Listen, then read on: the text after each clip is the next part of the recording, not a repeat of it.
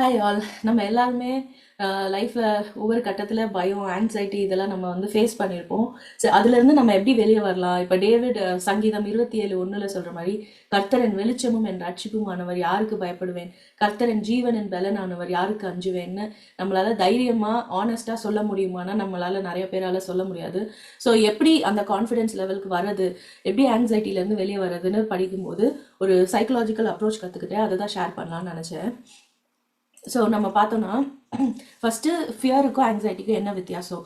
Fear வந்து ஒரு dangerous situation நடக்குது, இம்மீடியட்டாக நம்ம எப்படி ரியாக்ட் பண்ணுறோம். பிரெயின் வந்து 3 டிஃப்ரெண்ட் ரியாக்ஷன்ஸ் தான் அந்த இன்ஸ்டன்ட்டில் கொடுக்கும். ஸோ ஒன்று வந்து ஃபைட் பண்ணுறது, இல்லைனா அங்கேருந்து ஓடி போகிறது ஃப்ளைட்டு, இல்லைனா ஃப்ரீஸ் ஆகி நிற்கிறது. இது நம்ம நிறையா பேர் இந்த அமெரிக்காஸ் ஃபன்னியஸ் வீடியோஸ் அது மாதிரி நிறையா வீடியோஸில் கூட இந்த மாதிரி ரியாக்ஷன்ஸ்லாம் ஒரு திடீர்னு ப்ராங்க் பண்ணுறப்ப பார்த்துருப்போம். அதே இது ஆங்ஸைட்டி என்னன்னு பார்த்தோன்னா, அந்த ஃபியர்னால ஒரு நெகட்டிவ் ரீஎன்ஃபோர்ஸ்மெண்ட் நம்ம கற்றுப்போம். ஸோ அந்த நெகட்டிவ் ரீஎன்ஃபோர்ஸ்மெண்ட்டை நினச்சி நம்ம பிரெயின் அந்த ஃபியூச்சரில் அது திருப்பி நடந்தால் நம்ம என்ன பண்ணணும் அப்படின்னு சொல்லிட்டு அந்த ஃபியர் கலந்த ஃபியூச்சர் பிளானிங்க்கு போகிறது தான் ஆங்ஸைட்டி.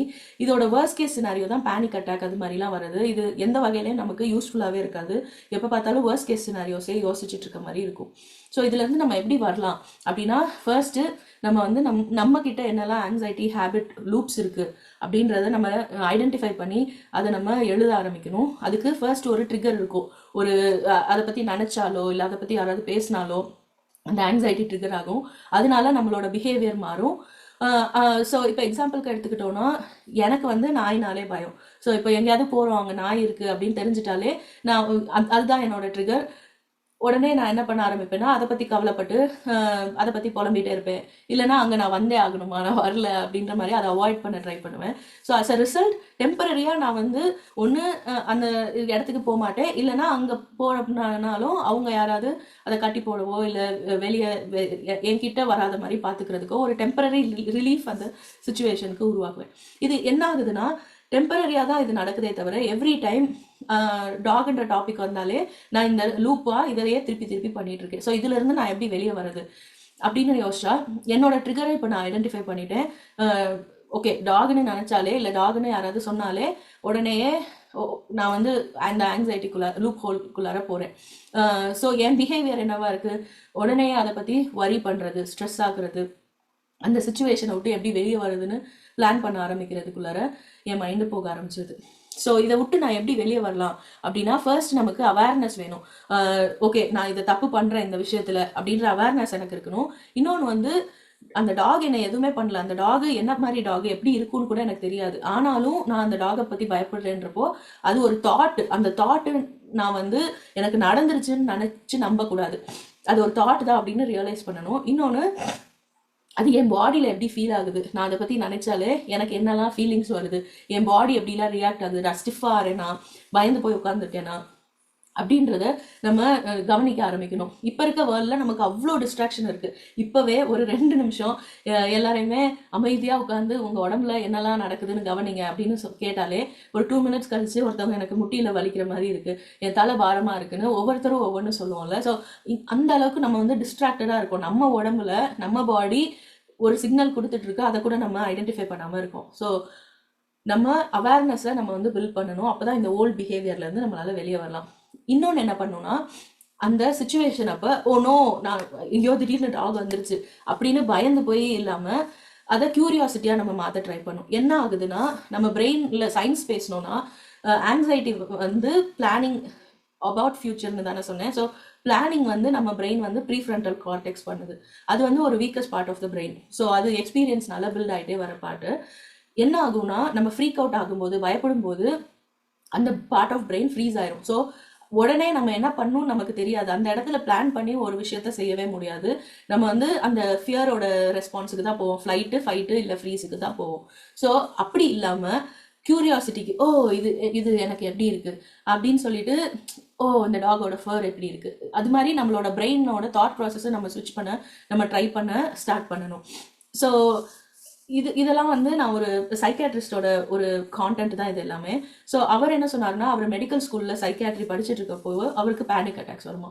ஸோ ஃபர்ஸ்ட்லாம் அவர் வந்து அந்த அட்டாக்னாலேயே இன்னும் பயம் வர ஆரம்பிச்சிச்சு. என்னன்னா, நான் சைக்கியாட்ரிக்கு படிக்கிறேன், ஆனால் எனக்கே இப்படிலாம் பிரச்சனை வருதுன்னா என்ன நம்பி எப்படி நான் பேஷண்ட்ஸை ஹெல்ப் பண்ணுவேன், என்ன நம்பி வரவங்களுக்கு நான் எப்படி ஒரு சொல்யூஷன் கொடுப்பேன் அப்படின்னு நினச்சி இன்னும் தான் அது பயம் அதிகமாகிட்டே இருந்தது.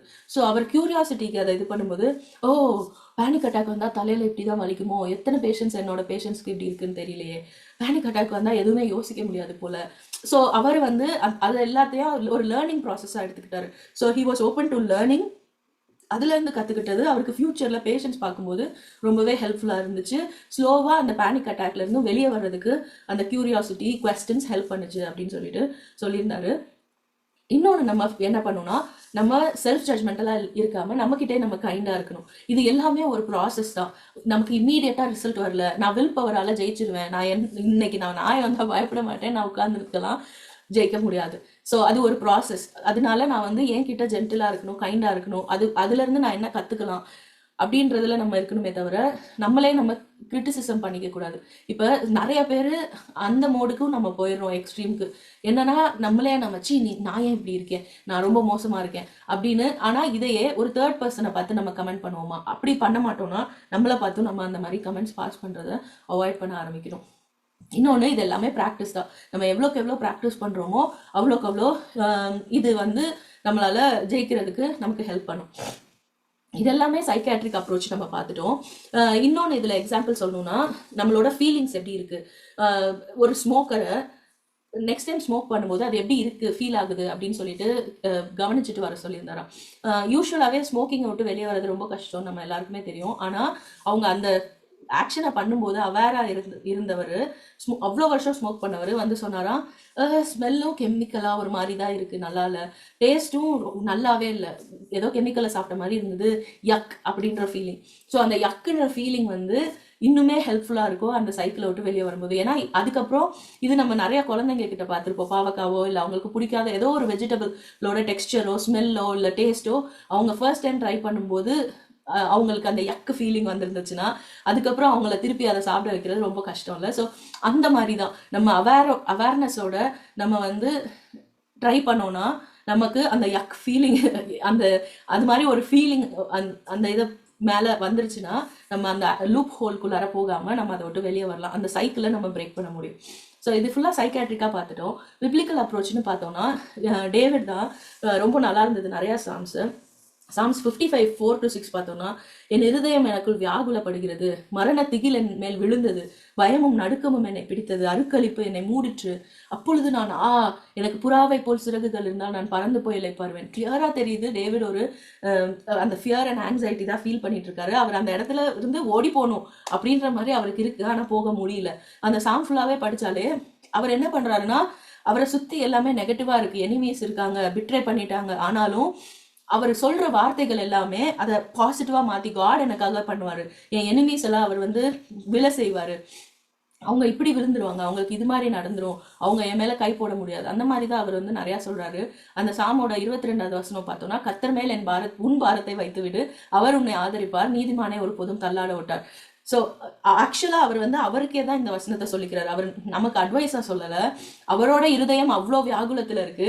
ஆனால் அந்த புலம்பல் அந்த ஃபியர் எல்லாத்தையுமே அவர் வந்து கடைசியாக அவர் சோலுக்கு அவர் ஒரு கன்சலேஷன் சொல்லி முடிக்கிறார்.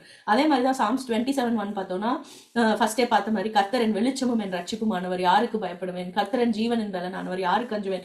ஆக்சுவலாக அவர் ஃபியரில் இருக்காரு, ஆனால் அவர் சொல்றது வந்து நான் யாருக்கு பயப்படுவேன், யாருக்கு அஞ்சுவேன், இதை வந்து திருப்பி திருப்பி அதில் சொல்றாரு.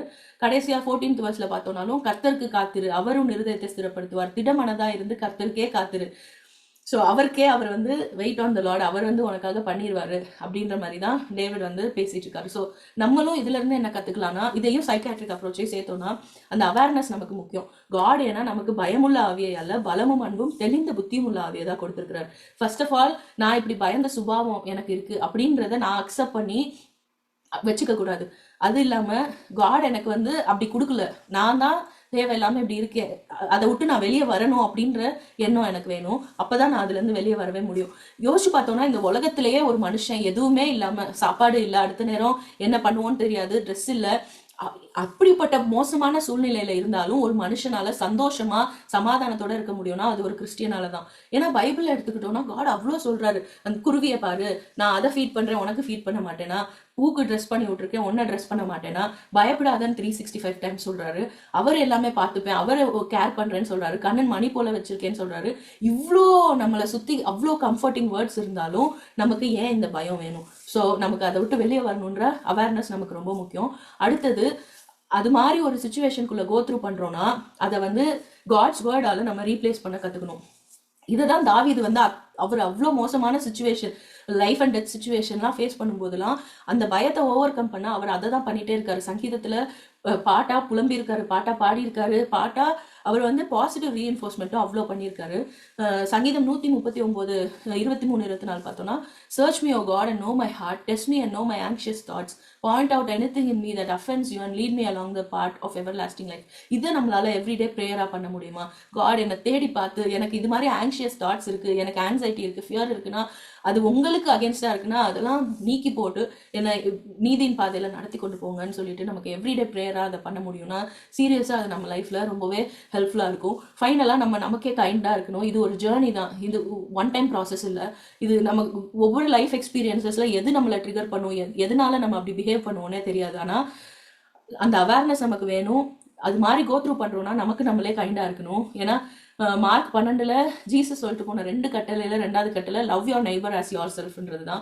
இப்போ நான் இன்னொருத்தவங்கள என்ன மாதிரி லவ் பண்ணணும்னா நான் முதல் என்ன லவ் பண்ணும், நான் என்னையே கிரிட்டிசைஸ் பண்ணிட்டு நான் என்னையே ஃபர்கிவ் பண்ணல நான் பண்ண தப்புக்குன்னா என்னால் எப்படி இன்னொருத்தவங்களை ஃபர்கிவ் பண்ண முடியும்? ஸோ நமக்கு நம்ம கைண்டாக இருப்போம். நமக்கு காட் வச்சிருக்க ஒரு சமாதானமான சந்தோஷமான லைஃப் இருக்கு. நம்ம பயத்திலேயே முடங்கி போய் இருக்கணும்னு அவசியம் இல்லை. பயமும் ஆங்ஸைட்டியும் நமக்கு தேவையே இல்லை. நம்மளோட ஃபியூச்சர் அவர் கையில் இருக்கு. அவர் வந்து நான் வந்து ஹார்ம்ஃபுல் இது இல்லை, நான் வந்து உனக்கு ப்ராஸ்பரஸ் ஃபியூச்சர் வச்சிருக்கேன் தான் வசனம்லாம் சொல்லுது. ஸோ அவர் நம்மளை பார்த்துப்பாரு, அவர் நம்மளை படைச்ச தேவன், நம்மளை கைவிட மாட்டார். அதனால இந்த பயம், இந்த திகில், தேவையில்லாம ஃபியூச்சரை நினைச்சு கலங்குறது, இது எல்லாத்தையும் விட்டு நம்ம அது எல்லாத்தையும் காடு கிட்ட சரண்டர் பண்ணி நம்ம அதை விட்டு வெளியே வருவோம். காட் நம்ம கூட இருந்து நம்மளை கரம் பிடித்து நடத்துவார். ஃபைனலாக சாம்ஸ் 23யும் சொல்லி முடிச்சிடுறேன். சாம்ஸ் 23 எல்லாருக்குமே தெரியும். ஆனால் அதில் கூட பார்த்தோம்னா கர்த்தர் மேய்ப்பராக முன்னாடி போறார், கோலும் தடியுமாக 2 சைடும் அவர் நமக்கு கம்ஃபர்ட் பண்றாரு, நம்மளை கைட் பண்றாரு. அடுத்து அனாயிட்டிங் ஆயிலாக நமக்கு மேலே இருந்து நம்மளை அனாய்ட் பண்றாரு. அப்புறம் நன்மையும் கிருபையும் என்னை தொடரும்னு சொல்ற மாதிரி நமக்கு பின்னாடி நன்மையும் கிருபையுமாக வர்றாரு. ஸோ நம்மளை சூழ்ந்திருக்காரு காட். அப்படின்ற அவேர்னஸும் நமக்கு ரொம்ப தேவை. நம்ம இந்த உலகத்துல தனியா இல்லை, அவர் நம்மளை சூழ்ந்து கொண்டு நம்மளை வழி நடத்திட்டு இருக்காரு. அதனால பயப்படாம மரண இருளின் பள்ளத்தாக்கிலே நடந்தாலும் நான் பொல்லாப்புக்கு பயப்படேன், தேவரீர் என்னோட கூட இருக்கிறீன்னு சொல்லி நம்ம போல்டாக இந்த வாழ்க்கையை நடந்து போவோம். தேங்க்யூ.